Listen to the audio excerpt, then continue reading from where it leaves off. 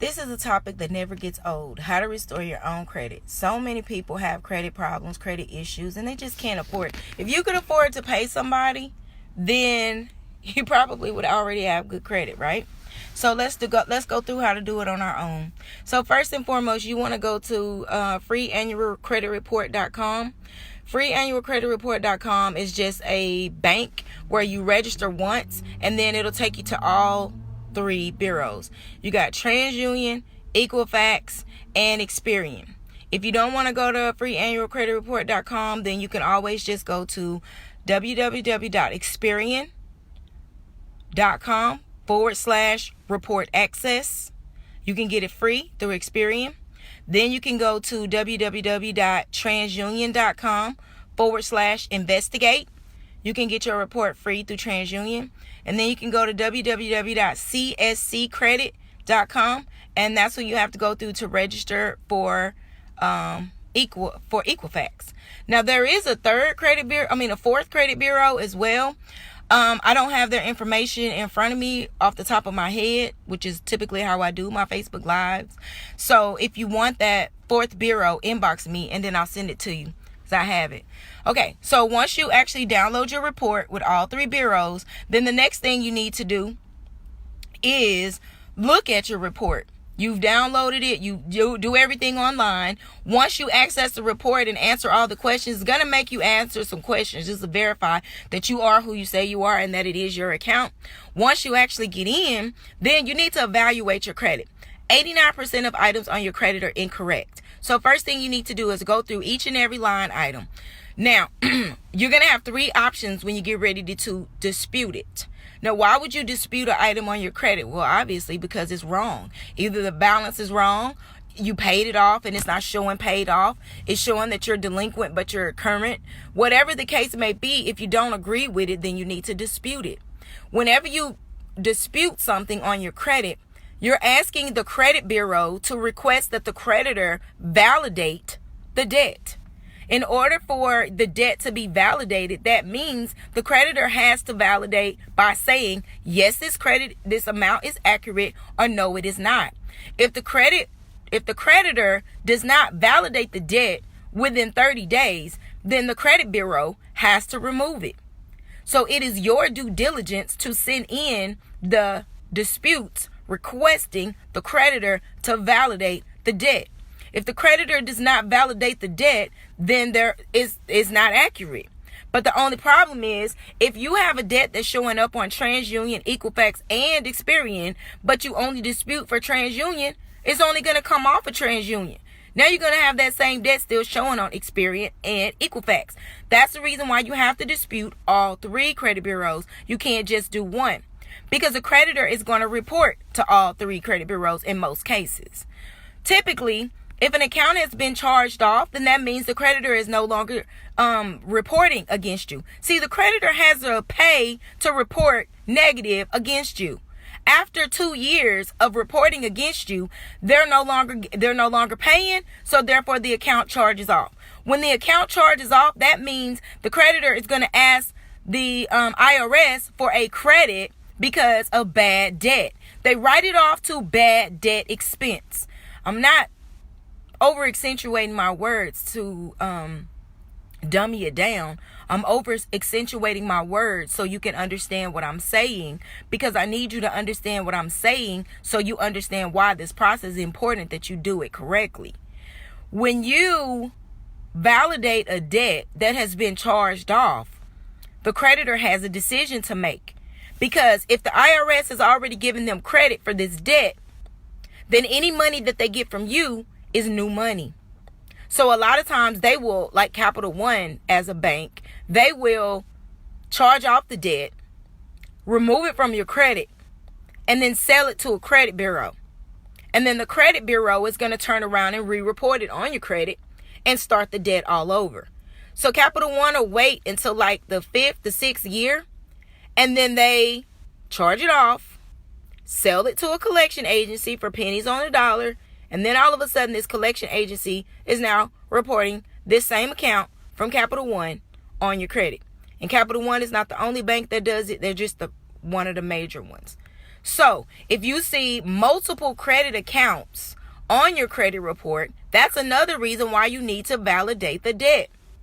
You need to validate the debt with the original creditor. You only pay the original creditor, because if you pay the collection agency, now you just validated their debt, which is not their debt.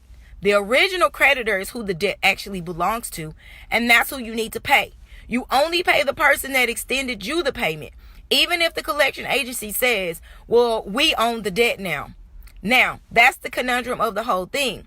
Because they own the debt, the original creditor may say, no, we won't accept your payment because we've been paid already.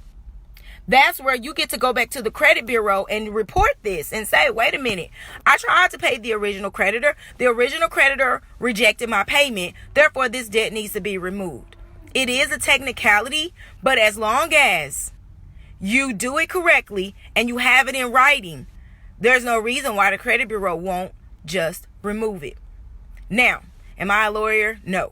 But I've been in credit, doing credit, working with credit for over 20 years. I worked in property management. I worked in compliance. I worked for a credit repair company, and I worked for a lawyer who owned the credit repair company. And in all the information that I have learned, the original creditor is the one who has the responsibility to validate the debt. The collection agency cannot validate the debt unless they have something with your signature. Now, in the case that the collection agency can validate the debt and it can produce something with your signature on it, in that case, you are obligated to pay them. So, you should be doing this yourself, not paying somebody to do it. Because I promise you, if you go through all of the work that it takes to get your credit where it needs to be, nobody will ever get you to cosign, or nobody will ever get you in this situation again. Husband and wives, boyfriend and girlfriend, baby mamas and baby daddy. Under no circumstances. Did y'all know, if you're a Christian, you read the Old Testament, it talks about that we are not supposed to cosign. Yes, it talks about it in the Old Testament. We're not supposed to do that. Sisters, brothers, cousins, and others. Most of the items that are negative on our credit report is not because of things that we did. It's because of what we did for other people. So take this as a lesson and not let anybody get you to cosign on anything else. If they can't do it on their own, it's a reason for that, and it's not your problem. So you go through all the process that you have to go through. I'm telling you, it's worth it. Okay, so once you validate the debt with the original creditor, then typically 3 things are going to happen. It's either going to come back validated, which means it's going to remain on your credit report. It's going to come back updated, which means they updated the information from what was reported to what was correct, or it's going to be deleted. That's the only 3 things that can happen. Remains, it's verified and it's unchanged. It's updated with new information, or it's simply deleted. That's it. That's the only 3 options that you'll get. And so if you do it correctly, you want it to be that on all 3. Typically, if it's older than 2 years, remember, it's already been written off. Unless the debt was sold, the creditor is no longer reporting negative against you. So the very first thing you want to do when you do your first validation, especially if you know it's real and you know you owe it, just close it out. Just say this account needs to be closed, or this account is closed. There's an option when you dispute it to just close it out.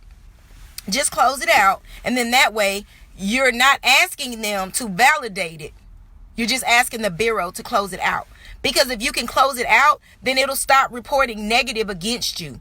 See, open collection accounts are reporting negative against you, and they're hitting your credit score every month a certain amount of points. I can't tell you exactly what they are, because remember, the credit score is like an average. It's based on how you pay your payments, the time period of when you pay your payments, what type of debt you have, revolving, installments, whether you have auto credit or you have real estate credit or you have credit cards or loans, or you overextended. If your high balance is $600 and your balance is $700, then that means you're overextended. That hits your credit score. So you want to do everything that you can to lower your credits, to lower the negative items on your credit score. Having your credit cards maxed out that lowers your credit score. There are so many things that are lowering your credit score that have nothing to do with collections or charge-offs. For those of you who don't have any collections or any charge-offs, but you max your credit cards out, but you keep buying new cars every 2 years, you never really give your credit an opportunity to stabilize itself. Let's start paying those credit cards. Let's start paying those credit cards down. Your credit card balances should be at 30%. I know. Don't even say it and don't comment. I already know. What's the point of having credit if I can't use it? You can use it, but this is how you have to use it. You use your credit card according to your billing due date. If your billing due date is the 25th of the month and that's your cutoff, then you need to pay that credit card off by the 24th of the month. That way, when they report it to the bureau, it shows zero balance. That means that you're exactly where you need to be. And in most cases, if you really want to take your credit score up, don't pay it completely off. Get it below that 29 percentile. You want to get it below 9% to 29%. Keep a balance of between 9 and 29%, and that way, every single month, your credit score will continue to increase. Okay? So, once you've disputed, you closed all the accounts that are negative, you've disputed all the accounts that are inaccurate, it's been over 30 days, you've gotten your responses back, they're either updated, they either remain, or they've been deleted. Now, for those that have been updated and they validated the debt and they said you really owe it, now you need to go back and settle it.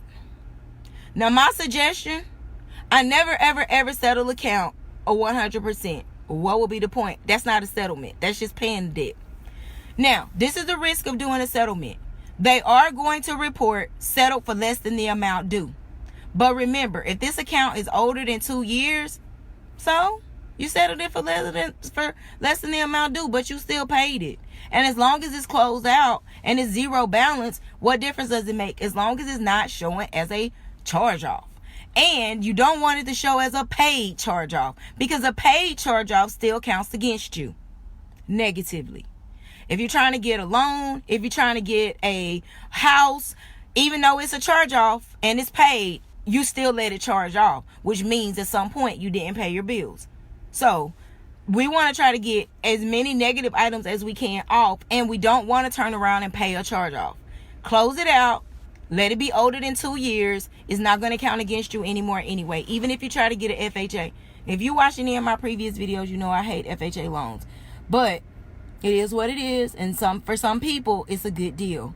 You do it to get into the house. It's an easy way to get in. It's only 3.5% down, but you do have to pay a high rate of mortgage insurance. But if you refinance it within 2 years, then you can get a rate in term refinance, and then that way, hopefully, you can get that mortgage insurance shut down. Possibly, you just have to work with a really good loan officer, like I used to be. I was in the mortgage business for quite some time, but I'm not now. So, inbox me if you need one. I can give you some referrals. Okay, so we covered how to restore your own credit. We covered how to dispute. We covered how to validate a debt. We covered how to close out a charge-off. And now let's talk about reestablishing your credit. In reestablishing your credit, I know a lot of people don't like Credit Karma, but it's free. And banks pay for Credit Karma through TransUnion so that they can get access to you. So when you're using the credit mechanisms to view your credit and look at your scores, then those credit offers, those banks paid to be in front of you. So at least thing you can do is see what they're talking about. Now, I'm not an advocate. I'm not getting paid from Credit Karma or Credit Sesame or none of these free services. But when you're trying to restore your own credit, you need help. So use these free services to at least give you the tips and the tools that you need to help you be more successful. I mean, you can pay somebody to do it, but if you keep paying people to do what you can do yourself, that's money that you could bank, and that's money that you could reinvest in something else. Just take into consideration. If you guys have any questions, you can post those in comments. I'm getting ready to wrap up, but let's talk about reestablishing credit real quick. The quickest way to reestablish your credit is going to be to buy your credit back. You can buy your credit back with secured credit cards. You can buy your credit back with certificates of deposit. A certificate of deposit is a CD. You go to the bank, you can put up a $500 CD, you can put a $1,000 CD, and then what you do is you borrow against your own money. So if they're going to pay you 3.5% interest on your CD, then you're going to pay them 5.5% interest back on your loan. You're going to pay on that loan for anywhere from 12 to 36 months, and that's going to go on your credit as a positive trade line. Then you get you a secured credit card, $500. You're going to send the bank $500. They're going to set you up a savings account, and then they're going to send you a secure card. So you got a $500 credit limit. Okay? You're going to use this credit card to get gas, pay for your electricity, your water bill, your groceries, and then remember, before the statement cutoff, you pay it off. Now that's number 2. That's your second trade line. Third trade line, you can get a car financed at a tote-the-note lot. A lot of people never heard of a tote-the-note lot. A tote-the-note lot is a buy here, pay here lot. I'm sorry. I've been having migraines. Y'all pray for me. Buy here, pay here lot. The buy here, pay here lot is where you actually go to the car dealership and you give them your down payment and you take them your monthly payment every month. Sometimes the interest is higher, sometimes it's not, depending on the lot. I know a lot of dealerships. I personally only do business with tote-the-note lots. Why? Because I'm going to get an older model car that's used, and I'm going to pay it off in less than 36 months. I'm probably going to put $500 to $1,500 down, and I bought all my cars through tote-the-note lots. My 2005 Lexus, my 2009 Lexus, my 2018 Toyota Corolla, 2015 Altima. I got that one at a dealership, and I wish I wouldn't have. I put down the most money, and my note on that one is comparable to my note that I got at the tote-the-note lot. For the 2018, that's my son's car. The 2009, that's my daughter's car. 2015, that's my daughter's car. And the 2008 Expedition, I got that at a tote-the-note lot too. All the vehicles that I've bought in the past 10 years have been at tote-the-note lots. You pay less interest because you don't have to pay commission on these big lots. You don't have to wait all day. You go in, you pick your car, you take your down payment, you get your insurance, you're out of there typically within 3 to 5 hours. And that 3 to 5 hours is however long it take you to get your insurance. So, just saying, there's other ways to do business without actually having to pay so much out of pocket. Okay? So, if there's no questions, thank you for tuning in. I have one more Facebook Live I'm going to do, and I'll be done for the day. If you have any topics that you want me to talk about that I haven't already, inbox me. Thank you, and enjoy your day.